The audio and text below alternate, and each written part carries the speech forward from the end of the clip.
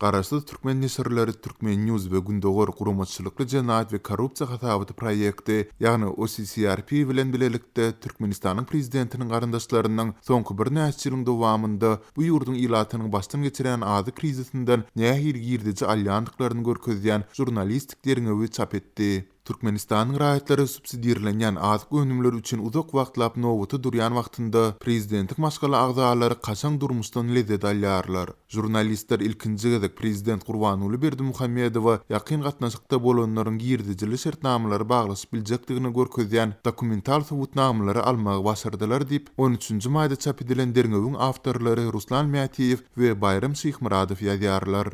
Jurnalistler Türkmenistanda azyk etmezçiliginiň Türkmenistanyň prezidenti Gurbanuly Berdimuhammedowyň ýeginleriniň biri üçin altyn çeşmesine öwrülendigini bildiler. Makala Berdimuhammedowyň ulyg ýüzdoganynyň ogly 39 ýaşly Hajymrat Rejep fakty. Ol daýysynyň buýrugy bilen azyk importy üçin millionlarça dollarlyk şertnama baglasyn bir kampaniýanyň eýsidir. Derňewde onuň prezident daýysynyň arkasyndan 25,7 million dollarlyk şertnama baglasandygy bellenilýär. Derňewiň awtorlarynyň biri Türkmen News nesiriniň redaktory Ruslan Mätiýew Azatlyk radiosu bilen söhbetleşiginde derňewiň üstünde 3,5 aý töweregi işländiklerini, şeýlede Britaniýanyň kanunçylygyna laýyklykda açyk çeşmelerde ýerleşdirilen maglumatlaryň üstü bilen gurrungy gidýän kärhananyň prezidentiň ýeginine degişlidigini anyklamagy başarandyklaryny ma'lum etdi. Onu tapmak kyn däldi, sebäbi Beýik Britaniýanyň kanunlary boýunça hem firmalar öz hakyky eýlerini aýan etmeli.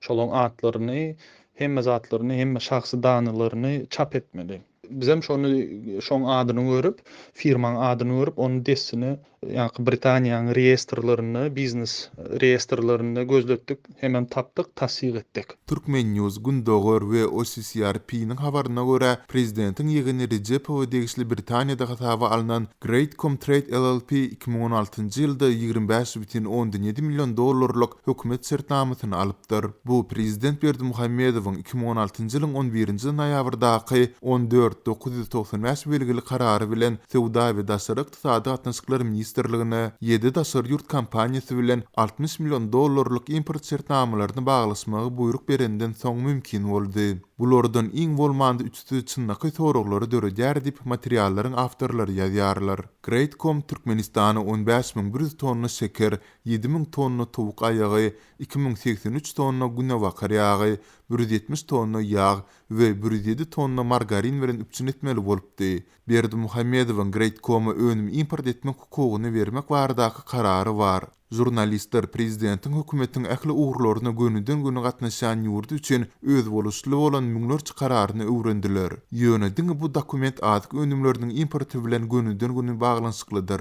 Azyk import ulgumy bilen tanys bir adam bu karary ähli türkmen emeldarlaryna, premier ministriň ornwasaryndan başlap Sowda boýunça jogapkar ministrine çelini ählisi diňe şol firma bilen işleşmeli diýär. Ol öz adynyň aýan edilmezligini sorady. Şeýle hem jurnalistler prezidentiň ýegininiň döwlet şertnamasyndan alýan girdijisini näme sarp edendigini anyklamagy başardylar. Şeýlelik bilen girdijili şertnama prezidentiň ýeginine Türkmenistanyň paýtagty Aşgabatda aýry tindiron kaçan jaý satyn almagy mümkinçilik berdi. Jaýyň içerisi mermer bilen bezelen, bürünç we kristal lustra çyralar asylan hem Italiýadan ýürüýti getirilen bezegler bilen bezelipdir. Materiallaryň awtorlaryň ýazmagyna görä, şeýle baýlyk Türkmenistanyň adaty raýatynyň gurby çatjak zatlary däl. Bu kaçan jaý Aşgabatyň merkezi Gaz etrafynda ýerleşýär. Ol 2017-nji ýylda Aşgabatda geçirilen Aziýanyň söwüş sunugaty oýunlarynyň öňü sirasynda täzeden gurulypdy. Täze kaçan jaý toplumyny gurmak üçin döwlet takminan 547 million dollar sarp etdi. Amnesty International guramatynyň habaryna görä, çağlar wagyny, mekdebi, Sowda merkezlerini we selgähi öz içine alýan täze şäherçäni gurmak üçin hökümet köne jaýlary ýykdy we ýaşaýjylaryna ýeterli kompensasiýa bermezden gowdy. Mätiýew bu kaçan jaýyň Rejepowyň ogly Begenç Rejepow üçin niýetlenendigini hem anyklamagy başarandyklaryny anyktady. Öýüň içinde dürli bir aýratynlyklar göze ildi. Mysal üçin öýüň 3-nji gatynda, 3-nji etajynda, ýani şol video düşüren adamam şol öýüň eýesiniň oglunyň jaýy diýip aýtdy. Şol krawadyň üstünde de diwarda şol oglunyň at familiýasynyň baş harplary goýulanda BH İksana qarıp bizim onu Beginç Recepov aslında ýöne özüni köp wagt Beginç Hacımuradov diýip goýan pursatlarym bar. İnternetde de tapdyk, Instagramynda da Instagram sahypasynda da tapdyk. Köp wagt onu özüni Beginç Recepov däldi, Beginç Hacımuradov diýip atlandyrýar. Recepowlar kaçan durmuşdan lezzet alýarka Türkmenistanyň ýönüki raýatlarynyň gowy gün görmejegi bellidi. Adyk etmezçiliginiň fonunda käbir maskalalar adyndan azyjyk gazanç etmegiň ýoluny tapdylar. Ir säherden nowuty durup, ol entek satylyp gutormanka ardan bahadan iýmide alýardylar. Soňra bolsa has ýokary bahadan sowda dukanlarynda satýardylar. Ýylatyň arasynda dartgynlyk artýar. Az adamlar maskalalaryny näde beklemelidige barada alady edýärler. Jedeller, dawa dartysmalar adaty bir zada öwrüldi. Hökümet resmiýetleri bolsa tertibi saklamak hem dowlatyň öňüne almak üçin polisiýa işgärlerini dukanlara birikdirmeli boldy. Geçen ýyl ýagdaý hasy merwetleşdi. Hökümet paýtagtdan başga ähli sebitleri azyk paýlanyş ulgamyny ornaşdyrdy. Ýaşaýjylara ýaşaýan ýerlerine iň ýakyn dukandan subsidiýalenen azyk önümlerini satyn almaga borçly etdi. Soň bolsa Türkmenistanyň käbir sebitlerinde azyk normalary azaldyryldy.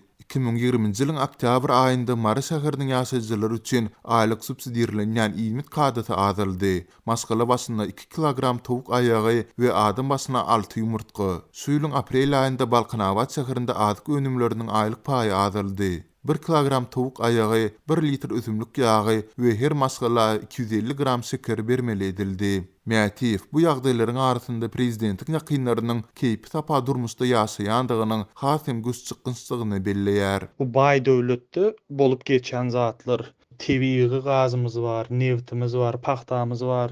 Ýöne oňa garamazdan halkymyz garyp, halkyň maliýe ýagdaýy ören gowşak. Galy bersede mundan özel hem Berdi Muhammedowyň ýakynlarynyň kaçan durmuşlaryny äsgär edýän maglumatlary çap eden Türkmen News nesiri häkimetiň başyndakylaryň baş goşýandygy aýdylýan korrupsiýa işlerini mundan beýleken pas etmegini dowam etdirjekdigini aýdýar. Sebebi häzir maglumatlarymyz hem bar, dürlü çeşmelerimiz hem bar. Human Rights Watch guramatynyň wekili Rachel Denber azyk etmezçiliginiň we nowatlaryň güýçli tartygynyň çeşmesidigini, Berdi Muhammedowyň töweregindäkilerin ýa-da başga biriniň halkyň kötünçliginden pul toplamagy ýigrençi bir zatdygyny aýtdy. Şeýlekin bu materialda bir ýyl ozal döredilen Şotlandiýanyň Intergold LP firmasy tarapyndan alynan 1200 tonnadan gowrak konditer önümlerini import etmek baradaky şertnama agzalýar. Bu şertnama üçin Türkmen hökümeti $3,5 milyon tarap etdi. Azatlyk radioda jurnalist barlykçylaryň halkary konsorsiumy bilen bilelikde Türkmen elitasy bilen baglanşykly bolmagy ähtimal suw we beýleki kampaniýalaryň süpgeli işleri barada hasawat beripdi. Tasirrutlarda ýaşaýan we okuyan türkmen aýatlarynyň öz kesellerini bejertmekde kyn ýagdaýlar başdan geçirýänlikleri, hatda saglyk ähtiýajy ýokdugy sebäpli aradan çykýan barada aktivistler we garaşy çeşmeler Azatlyk radiosuna maglumat berýärler. Alayta da soňky döwürde agyr kesellerini ejir çekýän türkmen aýatlarynyň olaryň howsarlarynyň ýa-da dostlarynyň sosial ulgamlar arkaly kömek sorap çykyş etmesi köpelli diýip olar aýdýarlar.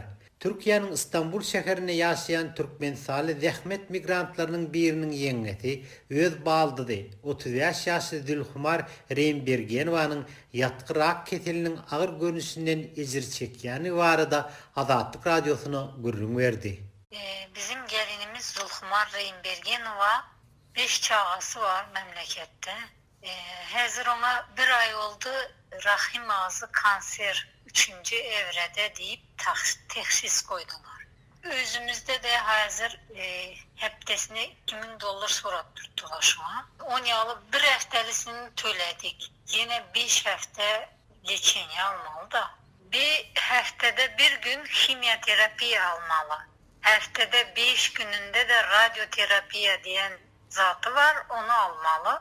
Ol baldyzynyň salyk ähtiýagynyň ýokdugy sebäpli Istanbulyň Esenyurt etrawynyň Riyab hususy keselhanasyna bejeri alýanyny we munyň özleri üçin ören gymmatdygyny habar berdi. Sigorta yapmadılar. İşledik yerin sigorta yapmadılar. Sigorta yapmadık için bizlere turist de ücretli hasta de. Esenyurt'ta Riyab hastanesi, Özkan Balakan doktoru. 30 yaş ýaşy we 5 çağanyň enesi Zülhumar Reýnbergenowanyň ýeňesi Türkmenistanyň Istanbul'a konsulhanasyndan kömek sorap ýüz tutanlygyny we olaryň ilkinji uçar bilen Zülhumary Türkmenistana iýermek söz berendiklerini maddi kömek üçin Saglyk ministrligine ýüz tutmagy aýdanlyklaryny Azatlyk radiosu bilen söhbetleşigine belledi. Konsulluğa gittim. Sonra tamam dedi. Biz birinci reiste uğratacağız dedi. Käbir aktivistler we adam hukuklaryny goraýjylar hem daşary ýurtlarda agyr kesellerden ejir çeken türkmen raýatlarynyň hasam artanlygyny belläp, bularyň sosial ulgam arkaly kömek sormak bilen bagly möhüm meseleleriň bardygyna üns çekýärler. Olaryň Azatlyk radiosuna aýtmagyna görä, häkimetler daşary ýurtlarda agyr kesellere duçar bolan raýatlaryna ýardym etmeň ýerine sosial ulgam arkaly kömek sorap çykyş edýän migrantlaryň ýa-da studentleriň Türkmenistana hossarlaryna basyş edip, olaryň video çykyşlaryny sosial ulgamdan aýyrmagyny talap edýänlikleri barada bir näçe fakt bar. Adam hukuklary boýunça diýip Bolgariýadaky Türkmen Helsinki fondy golaýda ýaradan maglumatlaryna huç mesele üns çekipdir. Bu arada gurumanyň başlygy Täjgül Behmedowa Azatlyk radiosuna şeýle diýär. Daşary ýurtda agyr ýatan daýdan ýagdaý agyr bolansaň, garyndaşlary, häkimetleri ýüz tutupdyrlar, kömek ediň, eliňizden geleni kömek edip bilseňiz şo indi ölümüň ýanyna ýatanmyşyň, şoň üçin bäri bir getirip öz ýurdumyza bir jaýlasak gowy bolardy diýip ýüzlenenne yerli hukuk goraýjy organlar basyş berýärmişin şol garyndaşlaryna. Görüşümüz ýaly Türkmen konsullukları bu meseleni tütenleyin ýagdaýa galdyrdylar. Emma bu meseleler barasynda türkmen resmiýetlerinden maglumat ýa-da kommentariýa alyp bolmady. 30 ýaşly Zülhumar Reýnbergenowanyň ýeňesi ýatgyrak keselinden ejir çekýän balygynyň bejerisine Istanbul'daky türkmen raýatlarynyň maddi kömek edenligini, baly üçin ýene-de kömegi haýyş edýänliklerini Azatlyk radiosu bilen söhbetleşigini aýtdy. Şu yurttaşlar köpüsü yardım etti. Allah razı olsun. Bir haftalık pulu 2000 dolarını topladık. Yine de 5 haftasının pulu gerek. Heptelikini ödep tutmaz lazım. Birden 10 çallı pulunu төлep bilmedikimiz için. Her hafta 2000 dolardan 5 haftasına 10.000 dolar pul gerek. Ya da pul olmasa da bizi gelinli Türkmenistan'a uğratsak, orada liçenyasını alsa da olacak. Hayiş ediyen kömek etsinler. Bizden kaytmasa Allah'tan kaçsın. Türkmenistanyň resmi habar serişçileri daşary ýurtlardaky türkmen raýatlarynyň saglyk we beýlek sosial problemalary barasynda maglumat bermeýärler. Türk häkimetleriniň resmi habaryna görä 2020-nji ýylyň dowamynda 87.200 türkmen sanly Türkiýeden ýaşaýyş ruhsatyny aldy. Liwat vilayetinde malların köpçülüklerin gyrylmagy dowam edýär. Habarçylar iri we kiçi malların ýylyň başyndan bäri keselçilik we açlyk sebäpli ölýänligini habar beripdi. Emma häzirki ýagdaýda soňky günlerde Liwatda malların gyrylmagyna ýokýan keselçiligiň sebäp bolýanlygy aýdylýar. Däne Sayat, Farab, Kerki we Darganatay taraplarynda malların ölýänligini yerli habarçylarymyz 14-nji maýda habar berdiler we bu ýagdaýyň soňky 10 güne golay wagt bäri dowam edýänligini aýtdylar. Ketelçiligiň getati alamatlary ýokary gyzgyn mallaryň sandyramagy we 2 gün geçip geçmänkä ölmegi bilen tapawutlanýar. Mallaryň haýsy keselden ölýänligini yerli mal lukmanlary anyklap bilmeýärler. Liwapda häkimetleriň mallaryň köpçülikligiň ölýän etraplarynda karantin çärelerini amala aşyrmagy göze ilmeýär diýip habarçylarymyz aýdýar. Habarçylarymyz bilen gürleşen veterinarlar mallary ýokýan keseliň alamatlarynyň koronawirusa çalym edýänligini aýdýarlar. Türkmenistanda şuňlar mallaryň arasynda döreýän keselçiligiň nämedigini we näkili çärelerin görülýänligini resmi çeşmelerden anyklap bolmady. Dünýädäki tejribelere görä COVID-19-uň haýwanlarda döremegine degişli ýagdaýlar hususanda geçen ýyl Daniýada Norka süýrenjeklerinde ýüze çykypdy. Ýurdun häkimetleri haýwanlarda mutasiýa bolan koronawirusyň tapylan fermalaryndaky ähli haýwanlary ýok etmek kararyna gelipdi. Netijede millionlarça haýwan ýok edilipdi. Orsetde haýwanlarda COVID-19 keseliniň tapylmagyna degişli diňe 2 hadisa resmi taýdan hatap alyndy. Moskwada we Tümeňde koronawirus pişiklerde tapyldy. Bütün Dünya Sağlık Saklaş Komitesi koronavirus ýokançlygynyň hayvanlardan adamlara ýokaşýanlygy barada hiç hili ilmi subutnamanyň ýokdugyny birnäçe edek nyktapdy. Türkmenistanyň häkimetleri ýurtda ýokunç keselleriň ýaýramagy, şol sandy mallaryň arasynda wagtal döreýän epidemiýalar barada resmi taýdan habar bermeýärler. Şu ýylyň başyndan bäri habarçylarymyz tygyrlaryň, goýun geçeleriň, düýeleriň kesellemegi barada birnäçe edek habar berdi. Käbir halatlarda mallarda gotur açmak we beýleki mal keselleri dören bolsa, köp halatlarda mallaryň gyrylmagyna açlyk sebäp bolupdy. Şol sanda mart aýynda sürüleriň köpelýän mövsüminde owlak gudularyň 80%-iniň ölenligi habar berildi. Maldarlar soğuk howanyň maldarçylyga, ekerançylyga darba uranlygyny, gurak gelen ýylyň mallaryň açlygyna sebäp bolandygyny aýdýarlar. Şeýle olar döwletiň mally adamlara salýan goşmaça salgydy barada habar berýärler we çölden iýim tapmadyk mallaryň adamlaryň howlularynda hem iýim bolman soň aç ölýänligini habar berýärler. Gurak gelen ýyl bilen goşulan mali kynçylyklary türkmen maldarlaryny barha agyr ýagdaýa saldy we çölde bakylýan mallary eýlerini eltip tapşyrmagyna sebäp boldy. Habarçylarymyz marda ýüze çykan şeýle ýagdaý barada ýangy ýakynda habar berdi. Bu aralykda Lewapda mallaryň näbilli keselden ölýän wagtynda ýerli bazarlarda etiň bahasy arzanlady. Tygır etiniň 1 kilogramynyň bahasy 75 manatdan 68 manata düşdi diýip Lewapdaky habarçymyz 14-nji maýda gurrun berdi.